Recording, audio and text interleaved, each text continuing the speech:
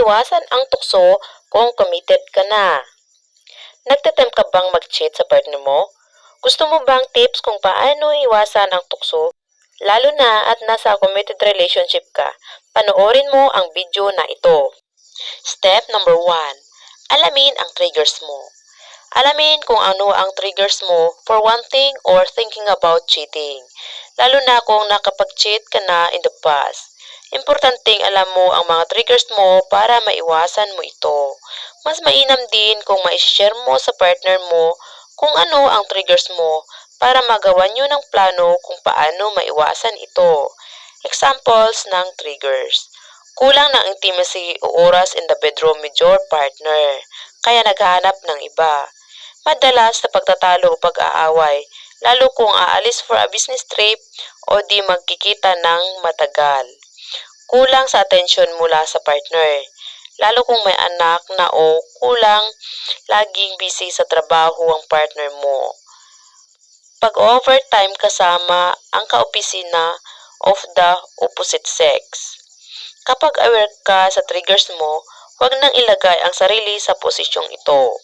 Mag-open up ka sa partner mo kung natitempt kang maghanap ng atensyon mula sa iba at humingi ng tulong sa kanya para maibsan ito.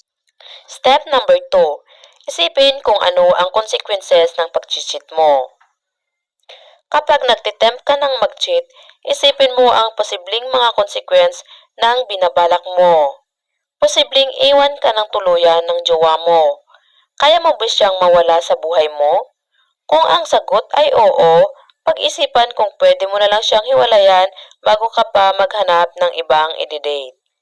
Posibleng mawalan ka ng asawa at magkawatak-watak ang pamilya mo. Kung may anak kayo, posibleng ipagdamot ito ng asawa mo sa iyo. Magastos ang magkaroon ng dalawang karelasyon, lalo na kung lalaki ka. Pwede ka pang i-blackmail ng kalaguyo mo. Okay ka lang ba doon? Posibleng may sakit na maipasa sa iyo ang kalulukuhan mo. Isipin ang mga hirap ng pagtatago ng kabit at ang stress na baka mabuking ka. Isipin mo kung makakatulog ka pa ba ng mahimbing sa gabi. Kung ayaw mo na talaga sa partner mo, mas mainam na hiwalayan mo na lang siya bago ka makipagrelasyon sa iba. Step number 3. Ibuhos ang atensyon sa partner mo. Kung gusto mong isalba ang relasyon mo ngayon, doon ka na lang magbuhos sa atensyon kaysa maghanap ka ng ibang i-date. Kunwari, balang mong magpaganda o magpagwapo para sa kaopisina mo. Gawin mo na lang ito para sa jowa o asawa mo. Yayain mo ang partner mong makipag-date at pumorma ka ng todo. Kung kulang ang aksyon nyo sa kama, tanungin ang partner mo kung maaari ba kayong sumubok ng bagong moves, mag-roleplay o mag-iba ng posisyon para maging exciting uli ang inyong relasyon.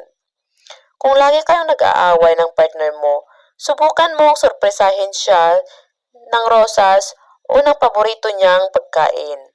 Kausapin siya ng masinsinan na gusto mong maging masaya kayo at ayaw mo ng away.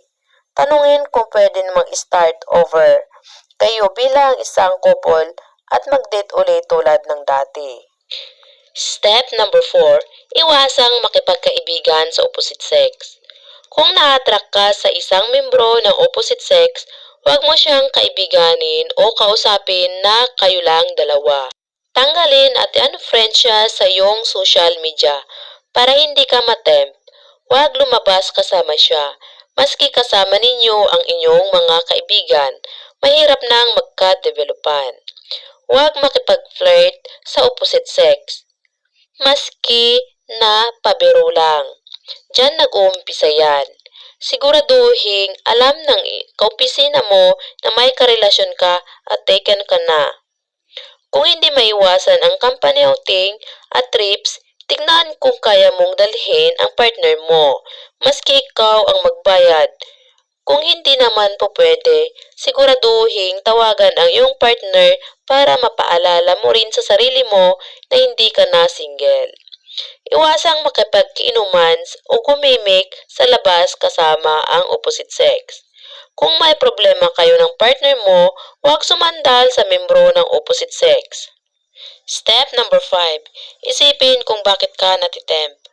Kung hindi pa rin gumana ang step 1 and 4 at natitempt ka pa rin mag-cheat, tanungin ang sarili kung bakit. Hindi ka na ba masaya sa partner mo o may mga problema lang ba kayong dapat nyong ayusin? Maayos pa ba ang problema nyo sa partner mo? O sinusubukan nyo na pero mukhang di na talaga kaya ayusin? Kung hindi ka na masaya sa partner mo, bakit ayaw mo na lang siyang hiwalayan? May nakukuha ka ba mula sa kanya? Pera, security o ano paman? Kaya hindi mo siya kayang iwan? Kung oo, fair ba sa partner mo na ayaw mo na sa kanya, ngunit hindi mo siya pinapalaya kasi kailangan mo pa siya? Kung may respeto ka at pagmamahal ka pang natitira sa partner mo, iwanan mo na lang siya at matutong tumayo sa sarili mong paa bago maghanap ng ibang karelasyon. Kung masaya ka na sa partner mo ngunit natitempt ka dahil may nanglalandi sa iyo, bumalik ka sa step 2 at isipin ang consequence kapag pumatol ka at nangaliwa. Eventually, mabubuking ka rin sa pang partner mo at malaki ang tsansang iiwan ka niya. Step number 6. Humingi ng tulong. Kung natitempt ka pa rin mag-cheat, maaari kang humingi ng tulong mula sa mga kaibigan o kaopisina na ilayo ka sa tukso. Importanteng may mapagsabihan ka tungkol sa pinagdadaanan mo, nakakampi mo sa pagtatanggol sa relationship mo. Magsabi lamang sa mga kaibigan at kaopisina na boto rin sa relationship mo at gusto kang tulungan pangalagaan ito. Kung sobrang close na kayo ng karelasyon mo, maaari ka ring umamin sa kanya na naguguluhan ka at humingi ng tulong sa kanya para ma-rejuvenate o maging exciting uli ang relationship ninyo. Maaari ka ring humingi ng tulong sa professional na psychologist para malaman kung may mas malalim bang rason kung bakit ka natutukso.